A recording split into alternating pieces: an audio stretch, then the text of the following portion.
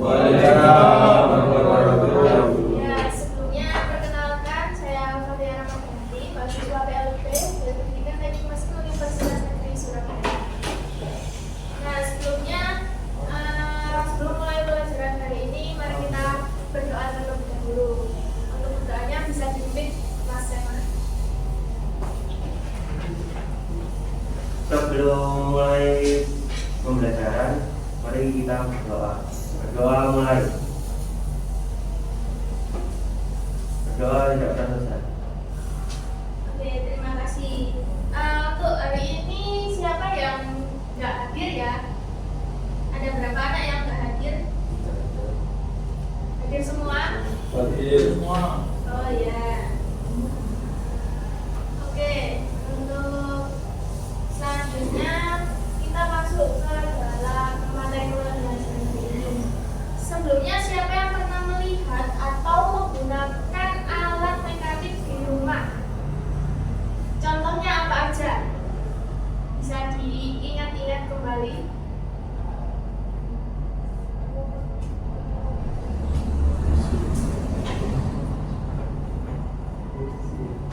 Ya, Mas Zulfikar apa? Izin saya, Bu. Gimana? Mungkin alat mekanik itu bisa apa aja, Bu? Kok tanya balik? Enggak, mungkin contohnya. Ya, mungkin contohnya itu kayak apa ya? Blender itu kan termasuk alat ya. Contoh lainnya apa aja? Mesin cuci, Ya, ada lagi? jebol. Boleh. Nah, itu menurut kalian gimana sih cara membuat alat-alat tersebut? Prosesnya itu gimana? Apa, Bu? Oh, bagus, pabrik. Gimana? Masa pabrik gitu aja? Kan ada prosesnya. Rahasia perusahaan. Mungkin kasarannya mulai dari perencanaan, kemudian bahan baku, dan seterusnya. Oke, lalu kita lanjut. Sebelumnya bisa di-scan dulu. Kita mau teman-teman harus selesaiin soal pretest terlebih dahulu sebelum masuk materi. Banyak ya? Sudah, ada yang belum? Sudah, saya sudah.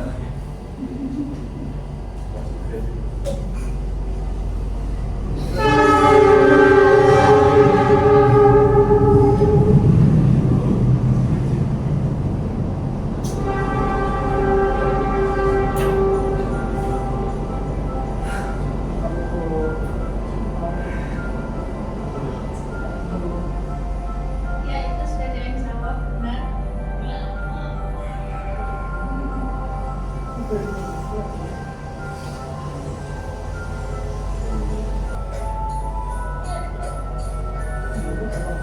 Oke, udah semua ya?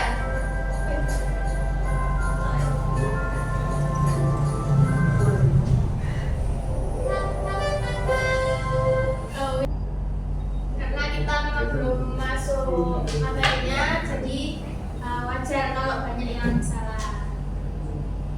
Jadi tujuan pembelajaran kita kali ini adalah mengidentifikasi jenis produksi dan proses manufaktur. Kemudian peserta didik mampu menjelaskan proses bisnis dan manufaktur. Apa yang dimaksud dengan proses manufaktur? Ada yang tahu?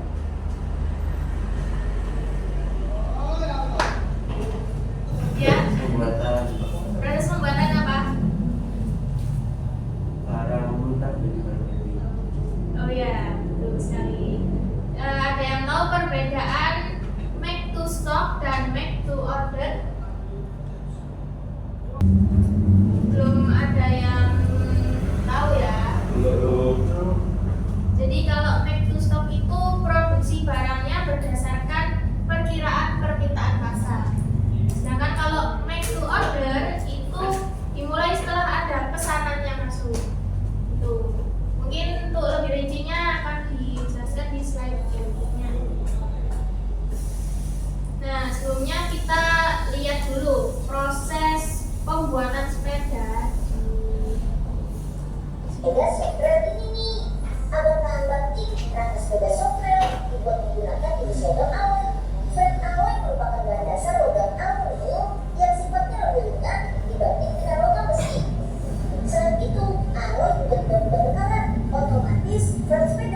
yang bisa membantu kerja ketika dipakai. Rangka merupakan bentuk utama dan inti sepeda. Makanya di pabrik ini Fern benar-benar dibuat dengan hati-hati. Setelah buka-buka awal dipotong, saatnya ke bagian pembersihan dan penghalusan. Sekarang kita lanjut nih ke proses forming, yaitu membentuk pipa alloy melalui teknik pengepresan. Frame sepeda yang tertutup awalnya seperti tabung, langsung berbentuk longgar. Keren! Tampilan bentuk rangka seperti ini membuat sepeda jadi lebih elegan, namun tidak terlihat kokoh. Setelah itu, setiap ujung rangka dipotong supaya saat disambungkan dengan bagian lain, rangka menjadi presisi. Nah, kalau proses ini nggak boleh dekat-dekat ya. Di sini bom-bom kecil akan dipasang. Caranya, kita melakukan minyak yang dijadikan sebagai perkat. Dengan teknik ini, sambungan bom dan pipa frame lebih rapi dan halus. Lihat aja hasilnya. Selanjutnya, setiap potongan bagian dicocokkan berdasarkan desain dari sepeda yang akan dibuat. Setelah lengkap, langsung deh dirapiin. Satu yang gak boleh kalah penting nih, pembuatan border pada bagian dalam frame sepeda. Pembentukan border ini menggunakan mata bergerigi sehingga menghasilkan alur yang rapi dan akurat. Selain itu, dibuatkan pula lubang yang nantinya berguna untuk memasangkan kabel-kabel pada sepeda. Lanjut ke proses keempat, yaitu pemanasan rangka dalam ruangan khusus.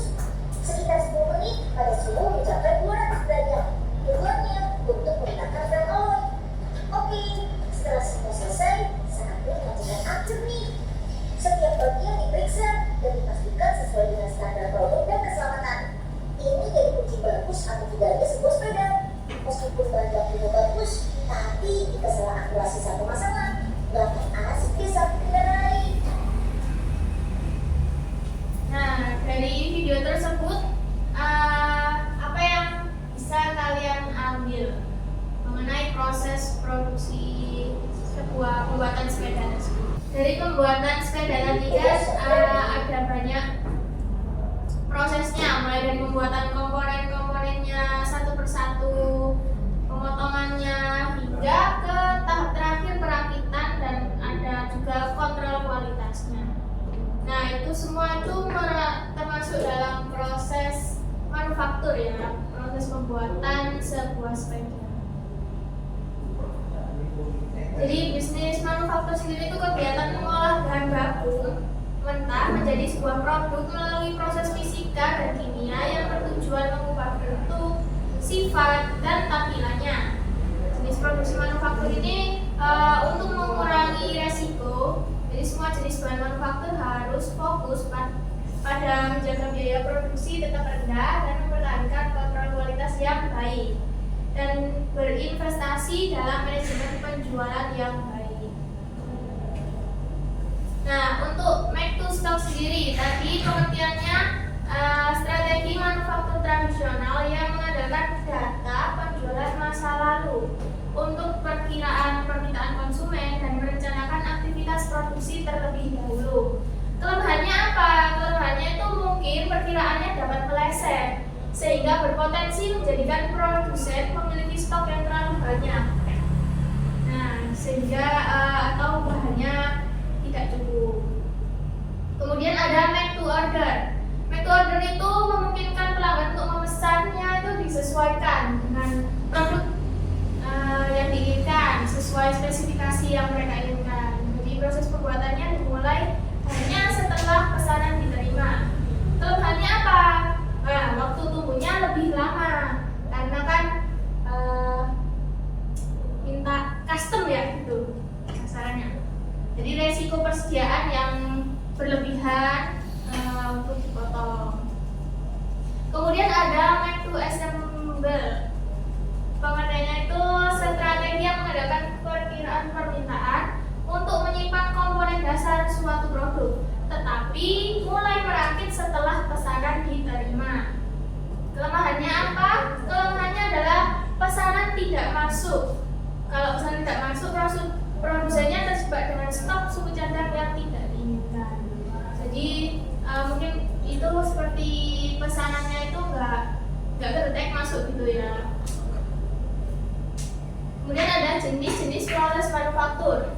Yang pertama ada manufaktur berulang. Manufaktur berulang ini jalur perakitan atau produksi berjalan 24/7. Jadi terus-menerus gitu ya.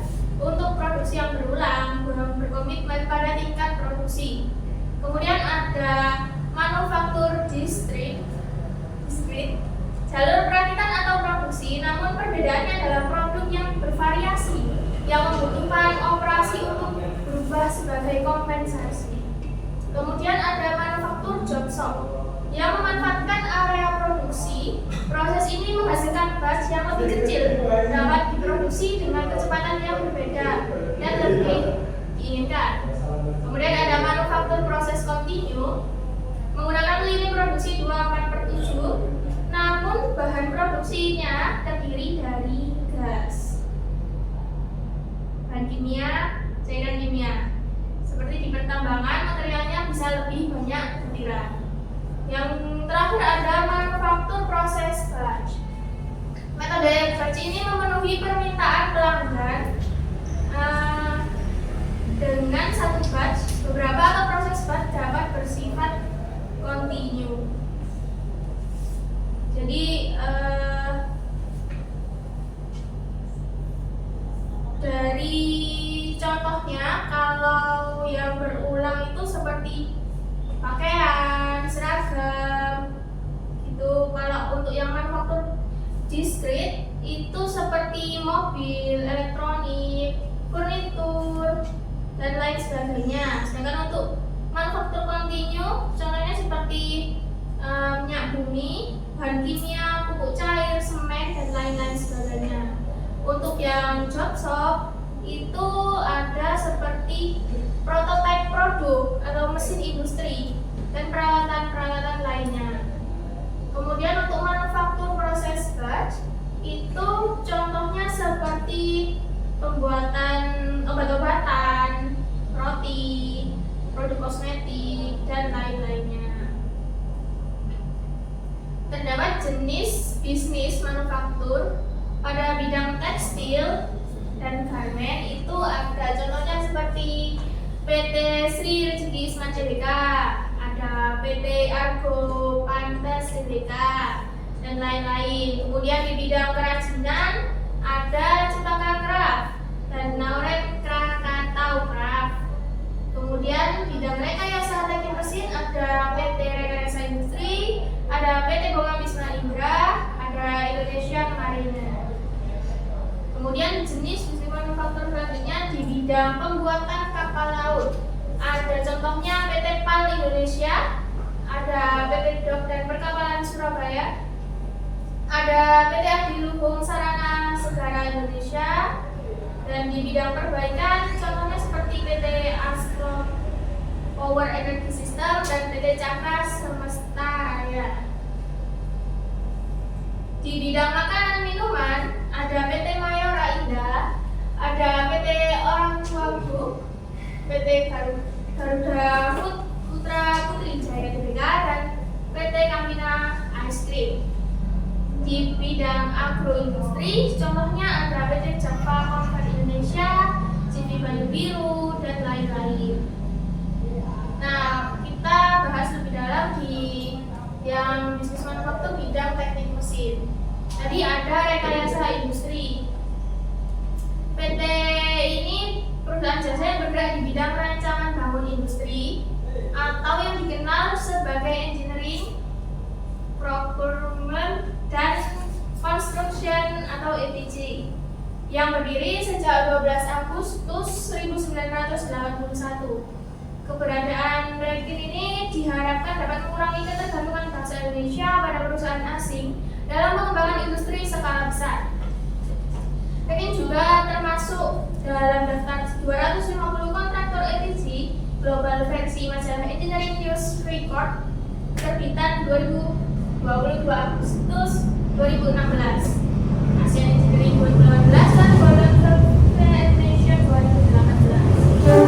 Dan ada PT Bonga Wisma Indra. PT ini merupakan hasil merger 3 perusahaan, dan perusahaan ini bergerak di bidang desain, manufaktur, dan pengembangan pabrik gula, minyak sawit, boiler, dan pressure vessel.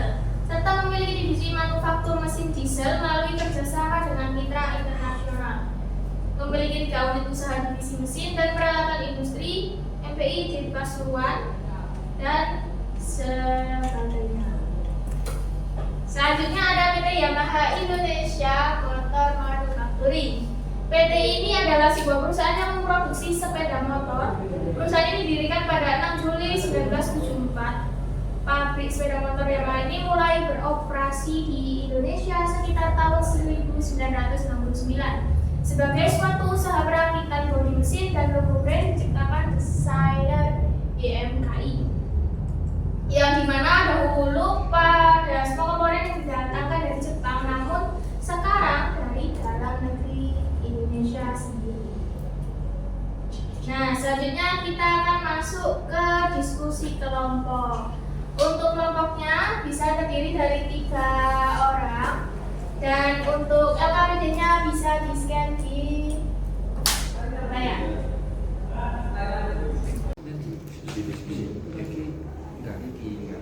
Kita nggak ngambil dari suatu perusahaan tertentu, cuman ini nanti ditakoni solusinya piye nek keterlambatan pengiriman akibat. Bisa dipresentasikan hasilnya. Jadi pertanyaan-pertanyaan kan ada ini, studi kasusnya kan seperti ini. Nah, jadi jawaban Anda apa? Hasil diskusinya untuk tahapan proses manufakturnya bagaimana? Waalaikumsalam warahmatullahi wabarakatuh. Waalaikumsalam. Izin menjawab untuk presentasi kelompok 1, yaitu mengenai tahapan proses manufaktur. Jadi di sini diterapkan dalam strategi Mixed Assembly atau MTH. Yang pertama tahapan perencanaan permintaan dan perkiraan pasar. Kemudian yang kedua produksi dan penyimpanan komponen dasar seperti rangka, roda dan sadel. Kemudian yang ketiga tahapnya penerimaan pesanan pelanggan dengan opsi kustomisasi, yaitu seperti warna rangka, jenis rim dan jenis roda. Kemudian yang keempat tahapan perakitan sepeda berdasarkan pesanan pelanggan. Kemudian yang kelima pengiriman produk jadi ke pelanggan. Kemudian untuk pertanyaan yang kedua mengenai keuntungan dan kerugian strategi Micro Assembly. Yang pertama keuntungannya adalah mengurangi resiko kelebihan stok barang jadi karena hanya produk jadi yang dirakit sesuai pesanan pelanggan. Yang kedua memungkinkan kustomisasi produk untuk meningkatkan kepuasan pelanggan. Yang ketiga waktu pengiriman lebih cepat dibandingkan strategi make to order. Kemudian untuk kerugian sendiri, yang pertama membutuhkan perencanaan stok komponen yang akurat untuk menghindari kekurangan dan kelebihan stok. Yang kemudian yang kedua, jika permintaan pasar tidak diprediksi dengan baik, komponen dasar yang tidak terpakai bisa menjadi beban biaya. Yang ketiga, ketergantungan pada pemasok komponen untuk menjaga ketersediaan stok. Kemudian untuk pertanyaan ketiga mengenai solusi untuk masalah produksi yang meliputi keterlambatan pengiriman stok komponen berlebih. Jadi jawabannya sendiri untuk keterlambatan pengiriman akibat permintaan yang tinggi. Yang pertama, tingkatkan kapasitas penyimpanan komponen dasar untuk memenuhi lonjakan permintaan. Yang kedua, bangun hubungan kerjasama yang kuat dengan pemasok untuk memastikan pasokan komponen yang stabil dan cepat. Yang ketiga, gunakan sistem digital untuk memonitor stok secara real time agar dapat merespon permintaan dengan cepat. Kemudian untuk menjawab dua komponen tidak stok komponen berlebih,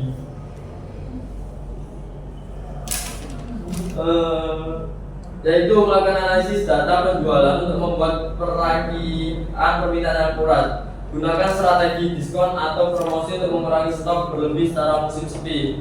Yang ketiga, diverifikasi produk dengan memanfaatkan sebuah komponen yang sama untuk produksi lain. Misalnya rangka sepeda digunakan untuk sepeda anak-anak atau sepeda lipat. Ya, soal terakhir. Soal terakhir yaitu menjelaskan diagram alur proses manufaktur. Nah, jadi untuk menjelaskan diagram alur proses manufaktur sendiri, yang pertama kita melakukan perencanaan permintaan, kemudian yang kedua produk komponen dasar, yang ketiga penyimpanan stok komponen, kemudian yang keempat penerimaan pesanan, kelima perakitan produk, dan keenam pengiriman produk jadi seperti sepeda yang telah dirakit dikirimkan ke pelanggan. Mungkin cukup sekian dari kelompok kami. Terima kasih. Wassalamualaikum warahmatullahi wabarakatuh.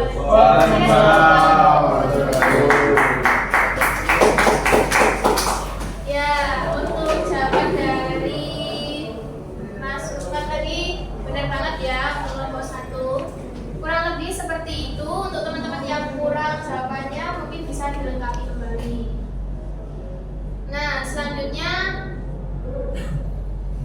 kita akan kembali ke quizzes tadi, assessment diagnostic.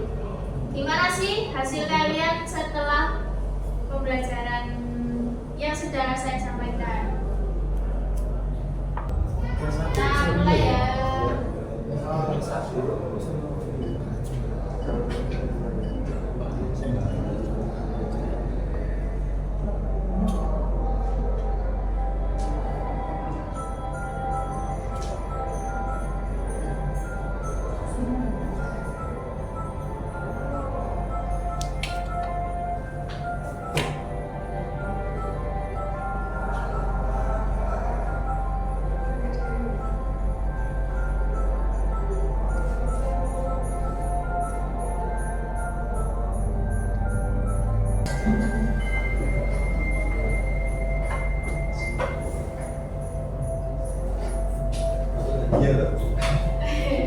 Oh, hadiah apa ini? Ini ada yang benar semua, ini siapa? Siapa mas? Siapa ya? Ini siapa? Nggak tahu.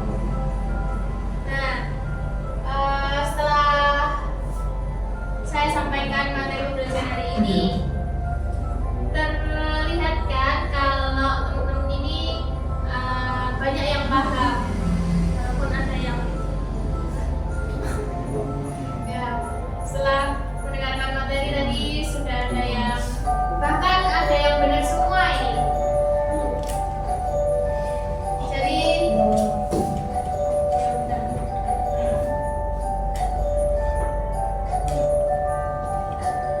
ada yang masih belum dimengerti pada pertemuan hari ini.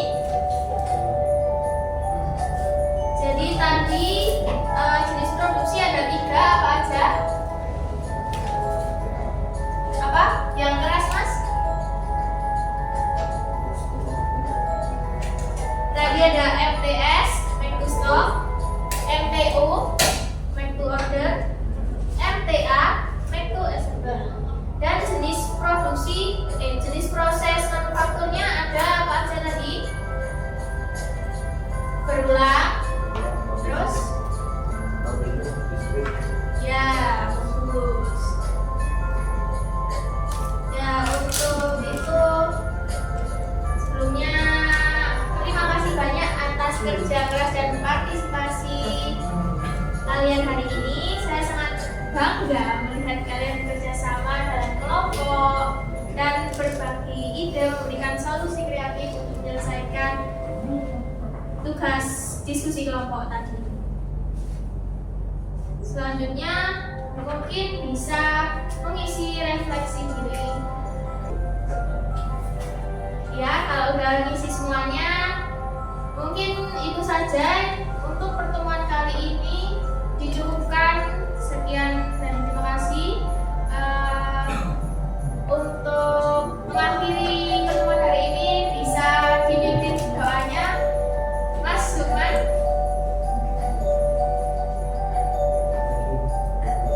Untuk mengakhiri kegiatan pada pertemuan kali ini, alangkah baiknya kita berdoa dimulai. Berdoa tak selesai. Ya, sekian dari saya. Assalamualaikum warahmatullahi wabarakatuh. Waalaikumsalam.